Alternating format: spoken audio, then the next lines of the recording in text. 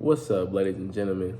So, I just wanted to really address this Kansas City shooting. Pretty bad, pretty bad. It's just really sad that you leave your home to go and celebrate such a great accomplishment by your favorite team, by your home team, by the team that you cheer for, the team that you are always riled up for, the team that you are, rooting for. And lo and behold, you don't realize or know that that day there's going to be a crazy shooting at this same parade. So it's just sad, man. It's just sad to see where society has gone as a whole. But when you see stuff like this, innocent people getting shot, broad daylight, it just brings a different type of just eeriness to the whole situation.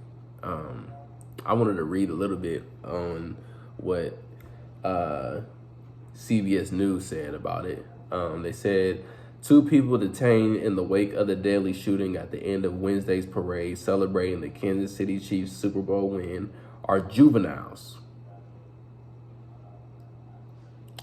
Just let that sink in your head. These is young kids. Authorities said Thursday. Kansas City Police Chief Stacey Graves said no charges have been filed yet, and the investigation into the shooting is ongoing. We are working to determine the involvement of others, Graves said. We want to make sure that anyone that was responsible for yesterday is brought to justice. A third person who was detained Wednesday was no longer being held, police said Thursday. The chief urged witnesses to the shooting and people with the footage of the incident to contact authorities. The preliminary findings from the investigation are that the shooting doesn't have any connection to terrorism or homegrown violent extremism, Graves said. Instead, the shooting appeared to stem from a dispute between several people, she said. Investigators were looking into whether there's a connection between the people detained in the shooting, Graves said. Several firearms has been recovered in the investigation, the chief said. So you got juveniles, kids, man, out here shooting up a parade over what they believe through their investigation is a dispute. So whether that was some type of confrontation that they had within one another, but decided to come out and just shoot up the place. But I just wanted to give a message of just hope in the midst of this. A message of do not fear. Do not fear. Do not give in to the inkling to probably in the back of your mind be like, you know what? I'm not going to events. I'm not going to big events or a concert or a game, a basketball game, football game, hockey game, whatever sport you like. I'm not doing that. I'm not about to risk my life. Don't think like that, man. Don't, because that gives these type of people that do these type of things the ability to feel as if they won, when really they didn't win anything. They haven't won nothing, and they never will. Whether that's somebody doing it because of a dispute, somebody doing it because of terrorism, somebody doing it because of racism, pick your category.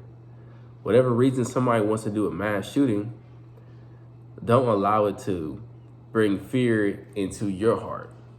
Don't allow that. Just don't. There's a scripture I wanted to read. Scripture is Mark 7:21-23. From within, out of the heart of men, proceed evil thoughts, adulterers, fornications, murderers, thefts, covetousness, wickedness, deceit, an evil eye, blasphemy, pride, foolishness. All these things come from within and defile a man. So, as you can see, out of the heart proceed these evil things, proceed these evil intentions, this evil mind frame of wanting to either get back at somebody or shoot at somebody or even have the boldness to want to shoot into a crowd. It's just pure evil. It's pure evil. God tells us that according to, this is Mark 7:21-23. It's evil. But don't allow evil to stop us from continuing to live our lives. Stop us from continuing to live the way that God intended us to live. And that's to be free. We live in a free country. If you're in the United States, we live in a free country. So let's be free, man. Let's not allow these type of events to hold us back from enjoying one another, enjoying each other's company.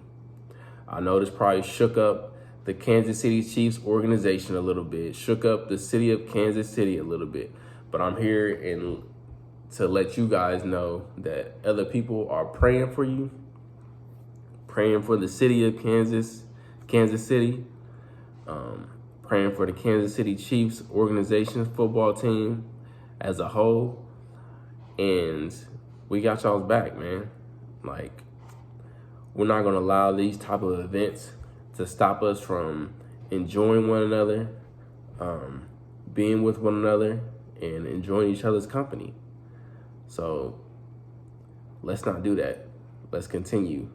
And let's press on, and let's move on to bigger and better things. God bless.